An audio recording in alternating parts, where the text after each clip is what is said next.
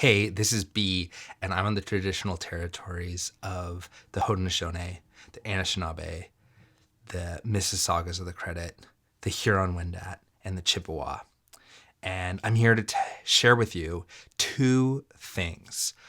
One is a very personal story about my gender, and the other is a poem.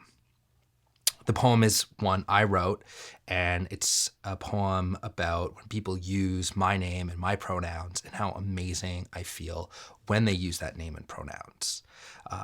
Now, before I share that poem, I would like to share a story with you to explain why I made this video, why I'm making it, and why I wrote the poem that you are about to hear. So, when I was born, which was 35 years ago, my parents assigned me a gender based on my sex and gave me a name to fit that gender. It was years later, about 5 years ago, so when I was turning 30, that I started to realize that all I had been told and all I had come to believe about my gender didn't really fit.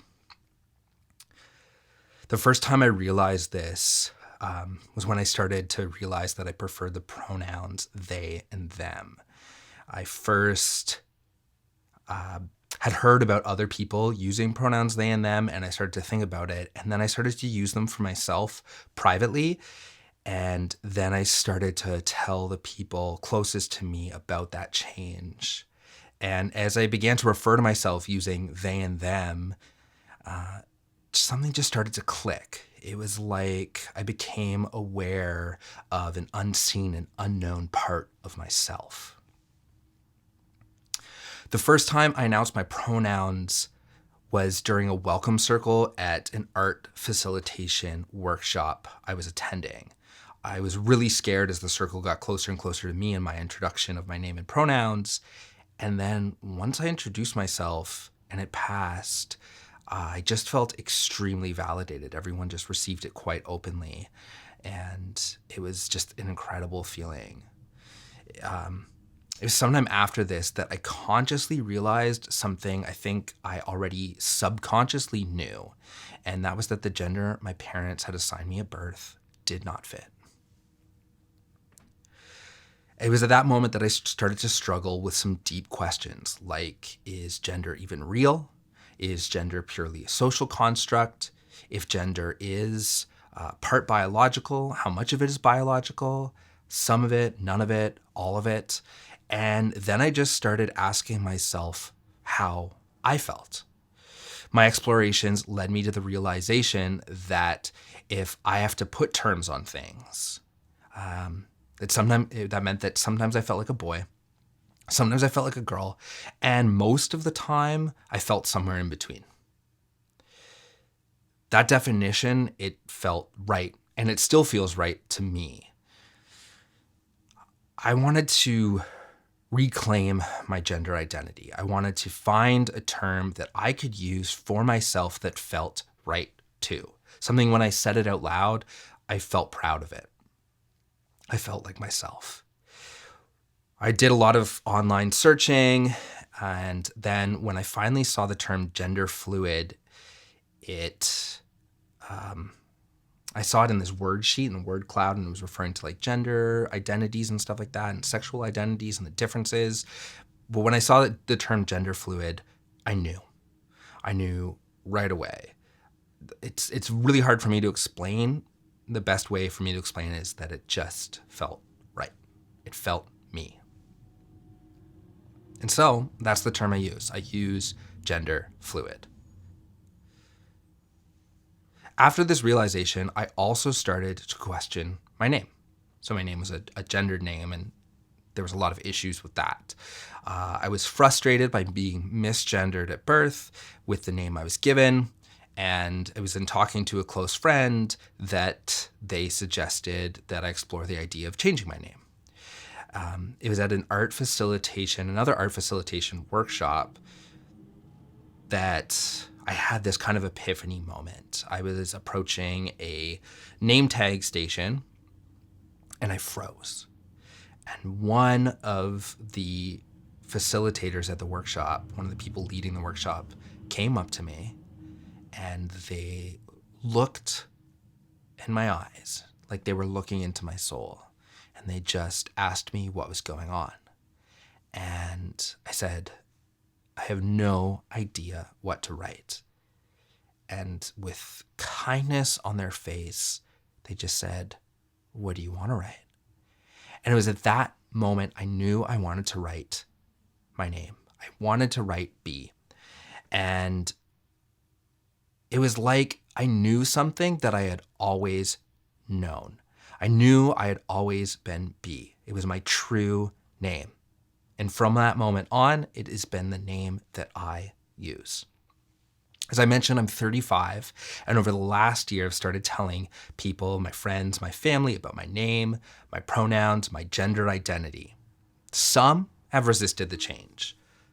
Most have been open about it and accepted it very lovingly. And I am so thankful and grateful for the love and support of so many of the people around me.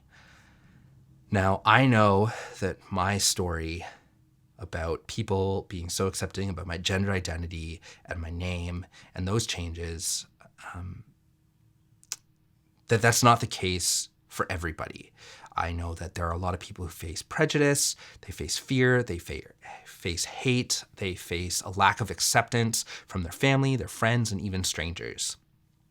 And that is the reason I am sharing this poem I'm about to read and the story right now. I'm sharing this story and that poem because I want things to change. I want people to accept. I want them to accept people for who they are. I want you to accept me for me, and with my name, my pronouns, all that's involved with that. And I promise to accept you for you. I want you to know that you deserve love and acceptance. I love you and I accept you.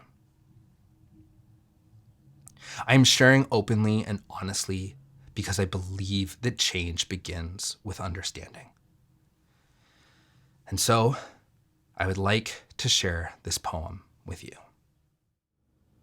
This poem is called Honesty is All I Know. I tell the kids they have superpowers, and their name is where their power begins. I hope they introduce themselves proudly or meekly, with ferocity or shyness, tenderness, kindness, anger, love, fear, pride. I hope they share it honestly, because honesty is all we've got when we've got nothing else. Honesty is where we came from, it's where we are going to. It's home we leave and return back to, honestly. It's what I want to give to you, and you can give to me. It's a gift we can give freely. It's something revealing. It's truth in a bottle shipped off to sea. It's a love letter from me to me, or you to you, or them to them, or whoever wants to share some truth. It's all things built together like buildings rising higher from sky to sea. It's everything turned back on itself from 3 to 4D. It's the house that love built. It's the rock that sits on Gibraltar. It's the hilt of a sword pulled from the earth for only the most truthful. It's you and it's me, sitting peacefully, holding each other tightly in comfort and security, so we can share intimate details past words that bind to truth knowings shared through small gestures and looks in our eyes. It's what I'm searching to find. It's my name, it's my superpower, it's me moving towards love from shame. It's me thawing when I normally freeze, it's me asking you, please, call me B. It's who I am honestly. It's something I know more than anything else. It's my being, it's myself. It's all who I am, it's all who I be. It's me. I use the pronouns they and them because they speak truth to me. For you, it's different, and I understand. For all of us, that's all we can. As my dad sang to me as a baby, you've got to hold out your hand, try to understand. So that's what I'm asking you to do as I tell my truth, to tell yours too, and listen when someone shares. In the end, all we've got is each other. And nothing feels better than being heard by someone who cares.